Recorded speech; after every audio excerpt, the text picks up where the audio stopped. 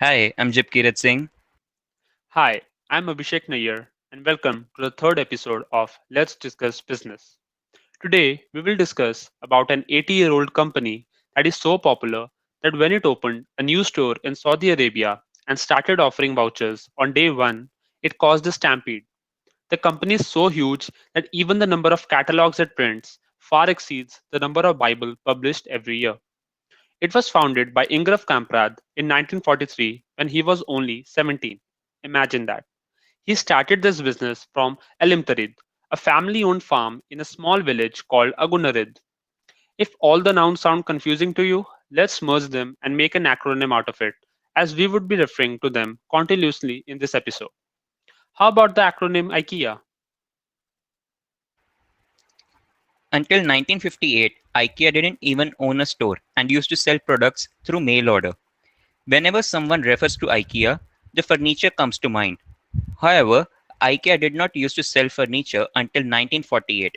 It used to sell fish at the time. In 1958, IKEA opened its first retail store in Sweden. As with every other business, this too faced severe backlash from the competitors.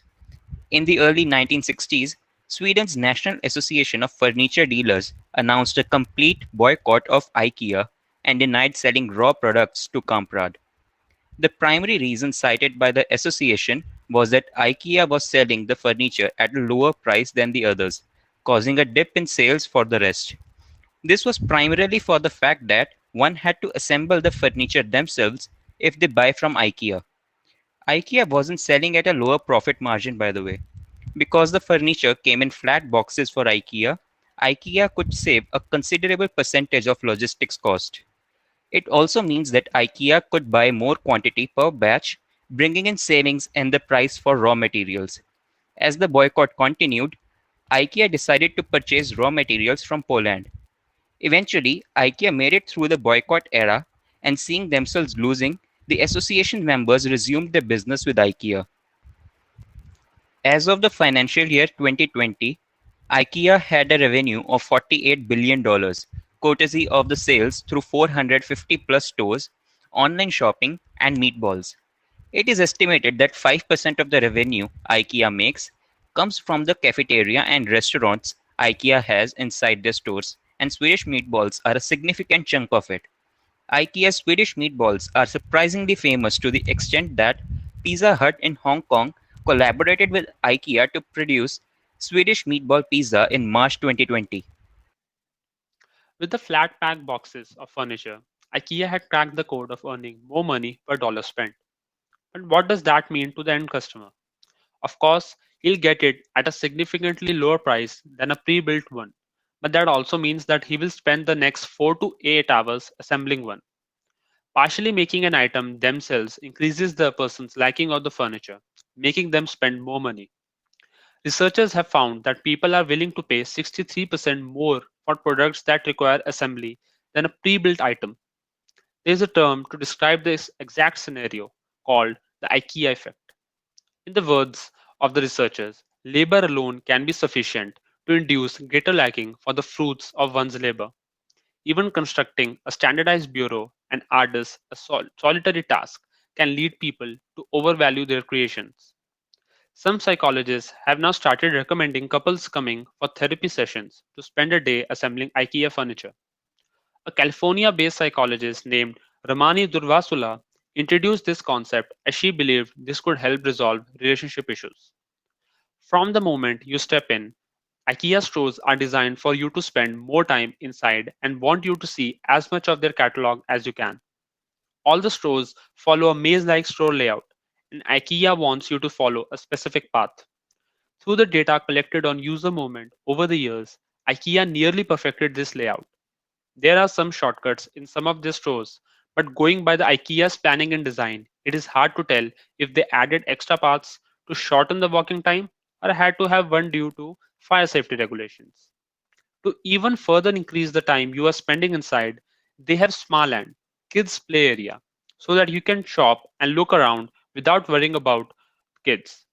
The catalog is showcased in prepared rooms, making you think about how you want your room to look, increasing the time you are spending.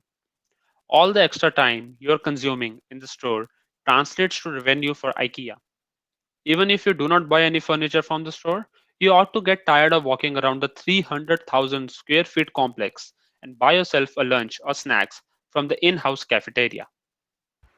The company has intentionally created a complex corporate structure, primarily to evade taxes. It is a combination of for profit and non profit organizations, and it would take an entire episode of its own to explain this complexity. Ingvar Kamprad wanted the store to depict its roots. IKEA does it to the extent that no other company has done before. IKEA uses the same two colors to paint their stores with as that of the national flag of Sweden. All the items are named after one or the other Swedish word. The first message you read at the entrance, written on the walls of IKEA, is Hedge, a Swedish greeting. And of course, the Swedish meatballs, which we have brought up quite a several times in this episode. Opening up a new store is always an event for IKEA and the people alike. When IKEA opened the new outlet in Amsterdam, IKEA called for a hide and seek event inside the store, which over 19,000 people attended. When IKEA first launched in India with its first store in Hyderabad, it was visited by 40,000 people on the opening day itself. The city officials had to send in extra police to manage traffic near the IKEA store.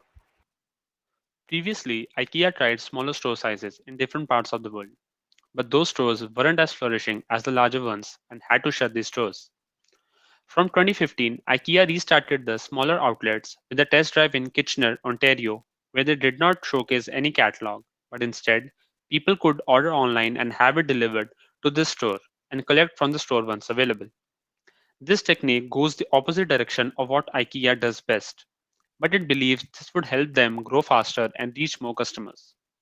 They're definitely going to make some more giant outlets as they're building their largest ever store in the Philippines. They were planning to have 25 stores in India by 2025. However, the timeline under which they are planning to open those stores is now drifted, courtesy of the pandemic. There is a bright future for the company, and it will be interesting to see how they play from here on. We hope you liked this episode of Let's Discuss Business. If you did, please do share and follow the podcast on your favorite podcast app for more such stories coming every weekend. If you are on Apple Podcasts, please do leave a review. I am Jipkirat Singh. And I am Abhishek Nayyar, and we'll see you in the next one.